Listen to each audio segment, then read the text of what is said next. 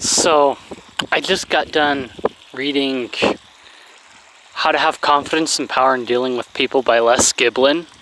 I normally don't do these on Sunday, but there's a lot on my mind. With like things that I've seen on YouTube and other places.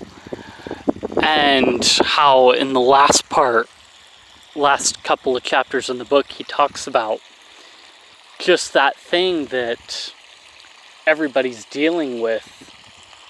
One point that he talks about specifically in the last chapter is giving criticism. And as part of that criticism, he talks about being specific. And that when you are correcting someone, I'll revise it as correction rather than criticism. But when you're giving someone correction,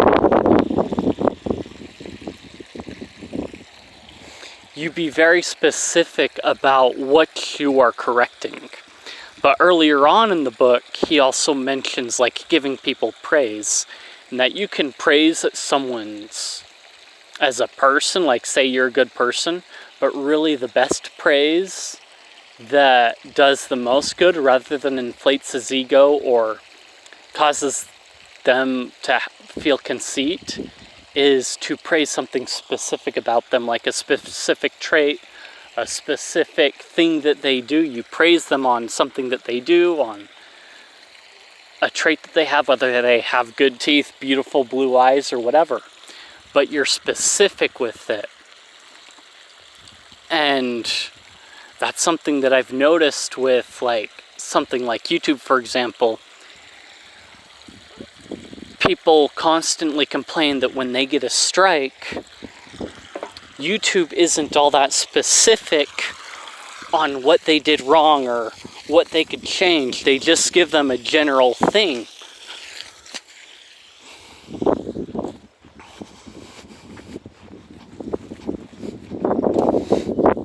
And in that process of that general thing, it may be a specific video, but there's not like a specific portion that they give them on where they went wrong.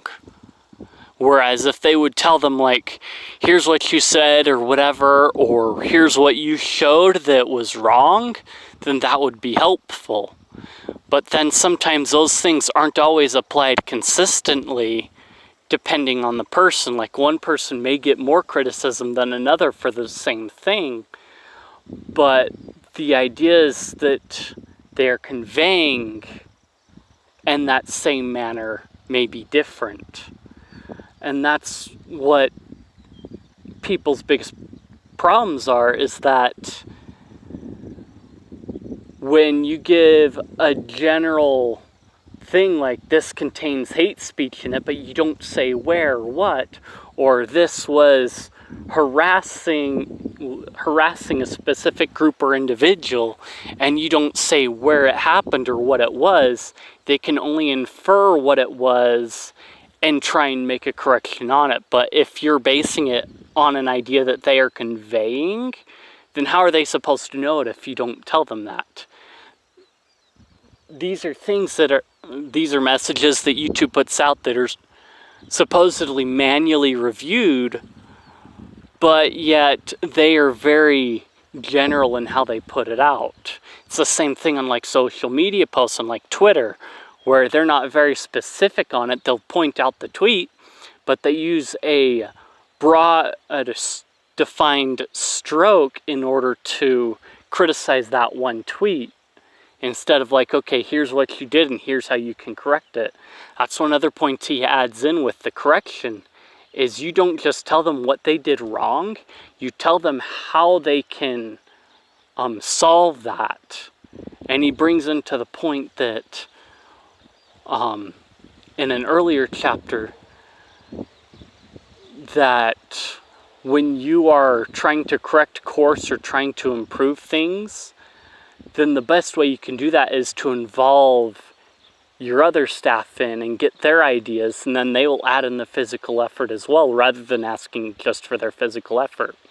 If these companies involved the community more, overall, rather than just picking a select few hand-picked individuals, then they would have a much better effort put forth by the community to improve the community, rather than saying you have to abide by these guidelines because we few have decided that's what these guidelines are.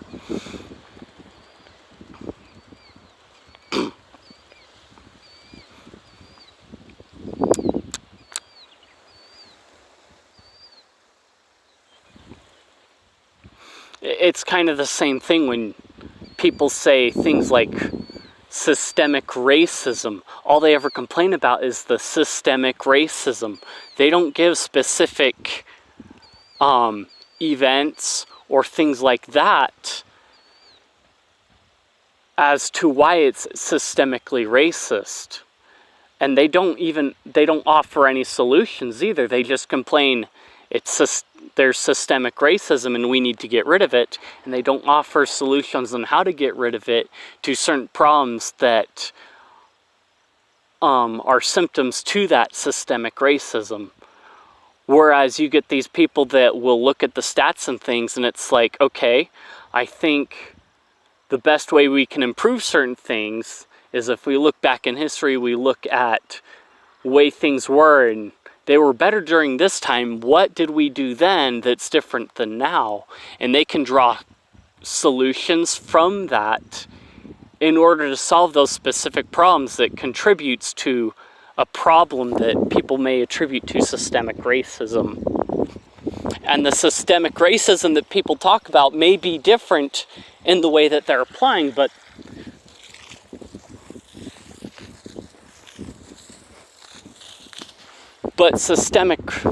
the idea of systemic racism is not specifically defined enough that we can solve the problem. It's a broad term, a broad stroke that is applied that can be willy-nilly defined to fit an agenda. So if I wanted to say that there's a systemic racism against white people, people may disagree with me, but because we haven't really defined down pat what that entails, what signs of it are, and what solutions are to it, then how can anybody truly argue that, like, how I'm using it is incorrect? What was it? Another one. Assault weapons. Okay. We take assault weapons, and usually this is defined by style or some like arbitrary number. Whereas you could take anything like a Bowie knife and define that as an assault weapon because it looks menacing enough that it could do damage. What's an assault weapon? How do we define that? There often aren't any certain criteria or types of firearms or weapons that are put into that assault weapons category. It's just a broad stroke that is left undefined, and when you ask people to define that term, they have a hard time defining it. Even some of those that brought it first to light, it's like, what's an assault weapon? And so they're not able to be very specific. So we could argue that if we really wanted to, that words are an assault weapon. And the way we see society currently is that it manifests in such a way that words are a weapon, because people will now respond to words violently rather than with other words.